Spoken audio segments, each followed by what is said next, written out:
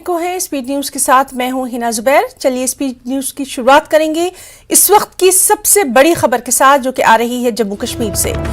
जी हां, जम्मू कश्मीर से अहम खबर ओजराम पथरी पुलवामा में एनकाउंटर के ताल्लुक से है। मिलिटेंटों और सिक्योरिटी फोर्सेस के बीच एनकाउंटर, मिलिटेंटों को घेरा गया। तो इस वक्त की अहम खबर ओजराम पथरी पुलवामा से, जहां पर एनकाउंटर की यह खबर है।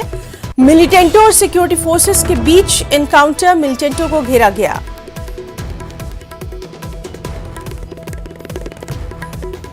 तो बेहद अहम खबर जम्मू कश्मीर से ओजराम पथरी पुलवामा में एनकाउंटर के ताल्लुक से यह खबर है, जहां मिलिटेंटों और सिक्योरिटी फोर्सेस के बीच एनकाउंटर की खबर। मिलिटेंटों को घेरा गया। लगातार तफसीलात पर हमारी नजर बनी हुई है।